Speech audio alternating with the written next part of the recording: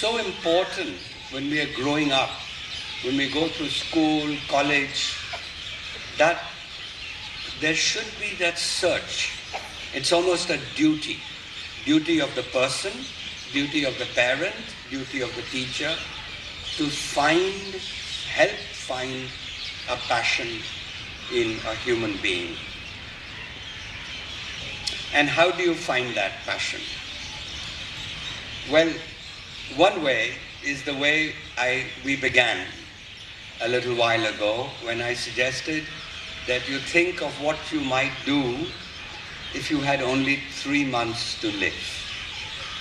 If you had 3 months to live, you wouldn't do an MBA, that's for sure. And so you would turn to what I call making a life.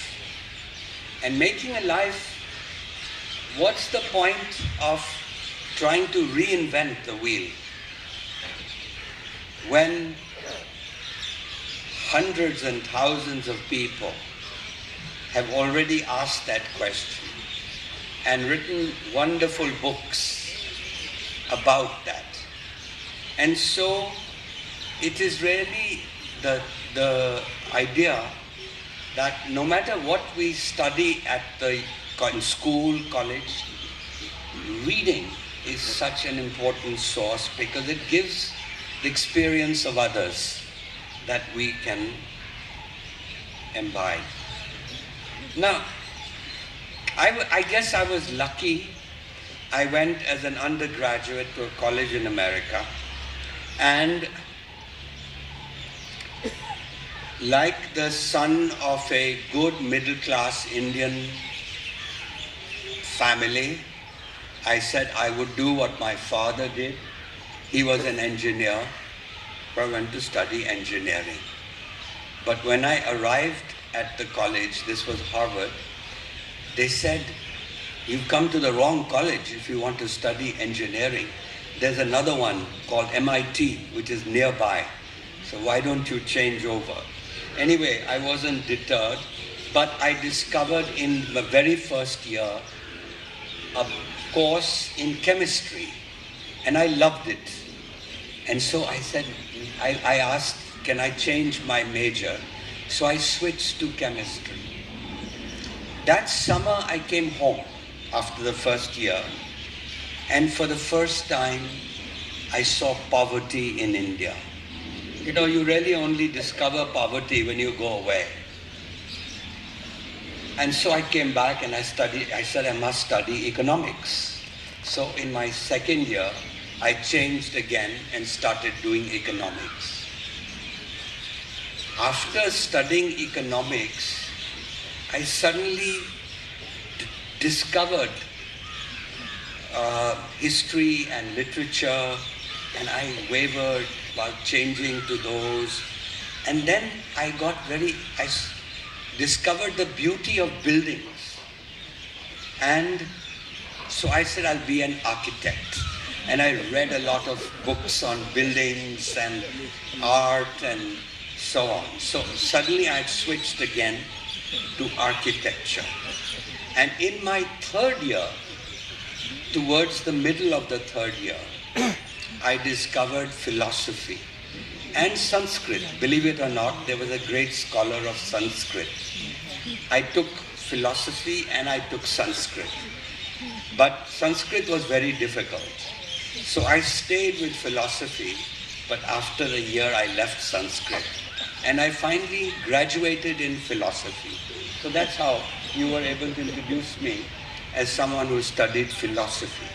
The point of this whole exercise is that today when I have become a writer, I go back to those roots of the studies that I did in college, where I had made, without realizing it, I had been making a life. Somebody who studies philosophy is not making a living, that's for sure. And so I feel that that's the kind of education that we should have, that we should have a broad-based humanities education that is available to lucky undergraduates in America. But even if we don't have that kind of education system, now, there's a program on, you can just Google Great Books Program. And there are 100 books that will come up. And there are universities that teach only these 100 books in 4 years. And everyone at any age can start reading these 100 books. And online, you can actually get commentaries, you can get lectures, and so you can listen and you can educate yourself into making a life, and anybody can do it, whether you are living in Bareilly or whether you are living in Tuticorin.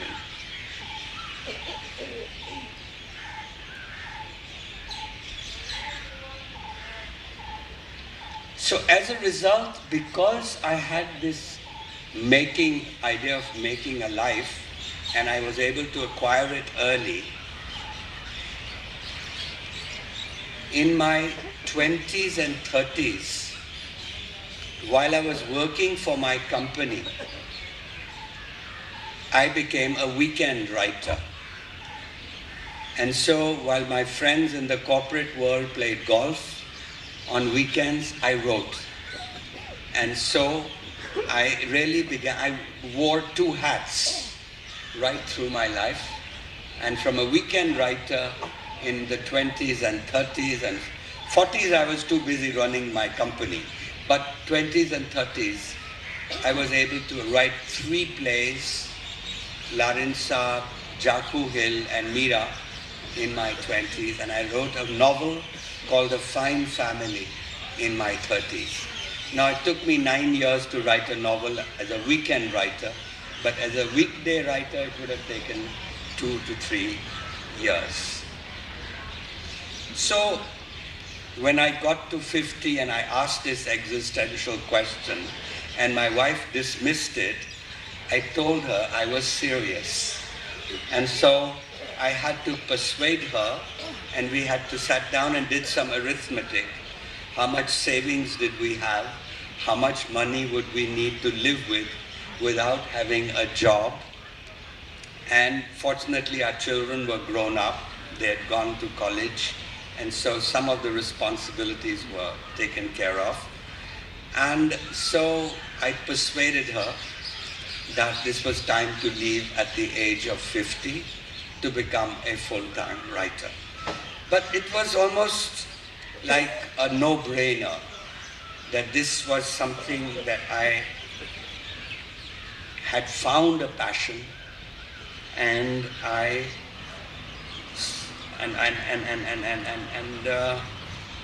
was ready to pursue it. So what is it that I have learned in the last 20 years as a writer, full-time, not having to go to office, and being able to do what I wanted to do? Very little, I'm afraid.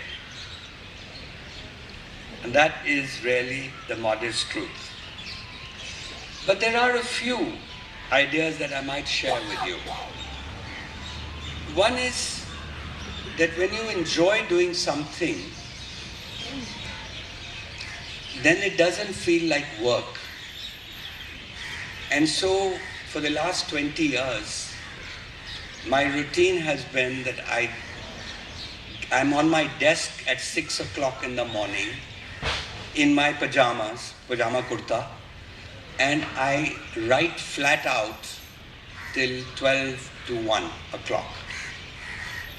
In between, I have some chai, a little breakfast, but that's on the table. I resist the temptation in the morning to read the newspaper. Never read the newspaper in the morning. Very disturbing sometimes. Secondly, don't answer phone calls in the morning. Third, don't do email in the morning. Fourth, don't look at your bills in the morning. All that is afternoon activity when you've had lunch and you're feeling reasonably contented. So the thing I find is that when you're doing what you want to do, then time gets distorted. Sometimes I'll get up. Usually I try to work till 12, and then I come to Delhi Gymkhana swimming pool and have a swim. But sometimes I forget, and I suddenly say, oh my God, it's 1 o'clock. So if you're involved with something, you're absorbed by something, time gets distorted and you say, oh my God, means you've lost some hours. And those hours that you've lost is what athletes call being in the zone. You know, they asked Tendulkar when he was nearing his double century a few years ago, they said, how did it feel when you were nearing your double century? And he says, you know, I wasn't even aware of myself, because by then the ball had grown so big and the bat had grown so big that the bat was hitting the ball on its own. I wasn't even aware that I was hitting it. So that's the process is self-forgetting, that you have forgotten who you are, time has got distorted, and you are in this thing called the zone. Self-forgetting, of course, is a religious idea in Buddhism, in Zen Buddhism, as well as in many yogic philosophies. The second lesson that I have learned is to try and live in the present. Our temptation as human beings is to live in the future, and sometimes to live in the past. But we almost never. The present is so fleeting that before we know it, it's past. And this is why Seneca, the Roman writer, says that life happens when we are making plans. And so while we make our plans, life is going by. And then we are always making plans. And then we get old, and then we are looking back at our plans. And so it's a very hard thing to do. But to try to create meaning in the moment of the present is a lesson that I could certainly, it's something that I aspire to, but usually do not succeed. The third thought is that if you are making a conscious effort to live in the present, try to record what you are doing. In other words, after maybe you've been doing things in the morning, take an hour in the afternoon and actually put down what you thought, what you saw, and little things. Maybe the color of the towel in the bathroom, or the curtains in your house, somebody you could talk to. These don't have to be profound things. What you're doing is recording the present. And slowly you'll find that as you record the present, your thoughts will get more and more profound. And suddenly you'll say, aha, now that's a good idea. And so the fact is we are essentially a collection of moments. And the self that we identify with is an illusion. It's just a narrative. And the scientists have not found it, and the religions have not found it, that sort of self. So we create ourselves. And so, and then the other thought about it, the past, is that in some ways, when we are recording the past, we have the luxury to interpret it also. Because when we are living in the present, suddenly everything is happening at the same time. And we are confused. You know, there's a car going, there's a plane, there's a bird, there are trees, somebody is talking to us. What do you pay attention to? Everything is happening at the same time. But when you're recording, then you can do it one at a time. And just remember, and that makes for a much more talking about a meaningful life, that I feel helps us. So, here are some thoughts about living a life, making a life, a non-religious answer to making a life. Of course, if you are religious and you're lucky, you've found faith in life, then you're blessed, you have a spiritual progress, and you are on to doing what is our classical tradition in India calls the greatest aim of life, which is our project, a spiritual project of liberation from the human condition. An idea that comes from the Upanishads but is repeated again and again. Thank you.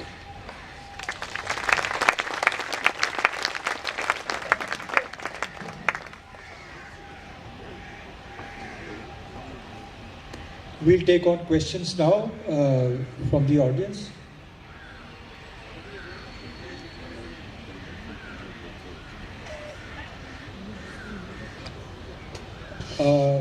Jagdish?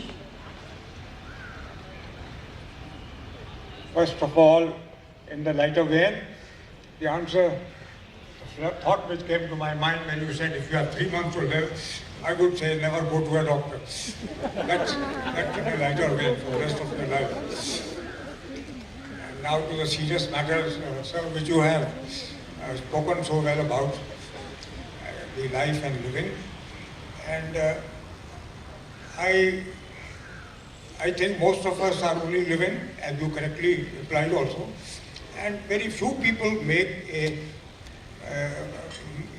a good life or succeed in having a good life, because life, in my opinion, has two important points of conflicting points in a way. There are two different sides of the coin, and it is very difficult to match and marry the two conflicting sides of the coin. One is your working life, where you are totally absorbed, sometimes not with as much passion as you had. You are of course a total exception to all that I am saying. And the other is your family life, which you want to also make a success. It seems very difficult for ordinary mortals like us to make a success of both sides of the coin and how to get them on. So I don't know how to find a solution to that kind of a problem. And I think many of us do not find a solution to that problem, and that's why we are ordinary mortals. So any tips on that, I would be grateful. Well, that's a profound question that you've raised.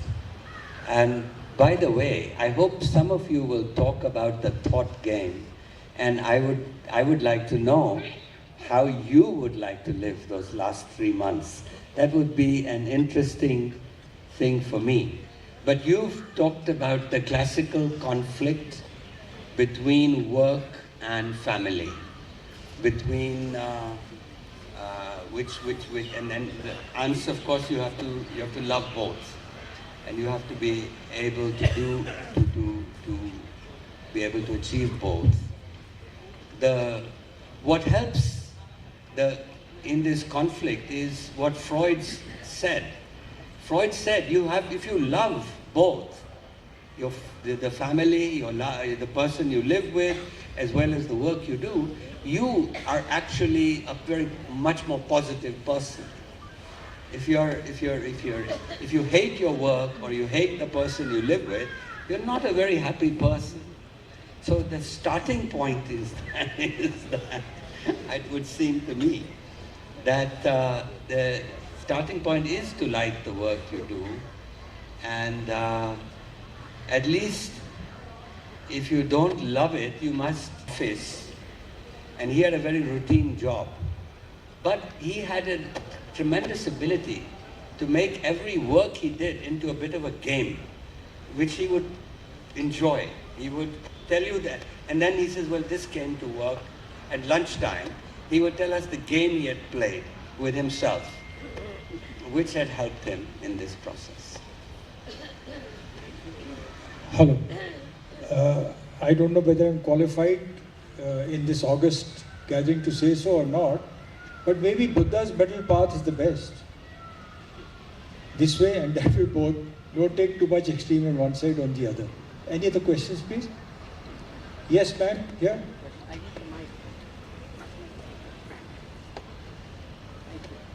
Thank you. I did think of the last 3 months of my life and felt that at this age we are pretty much doing what we like. So we qualify for the happiness model. But my question to you is, shouldn't this be given more to school and college going students and freshly graduated youngsters? Because they're the ones that need to know how to make that choice. We, by and large in this audience, are doing exactly what we'd like to do. Well, I think it's our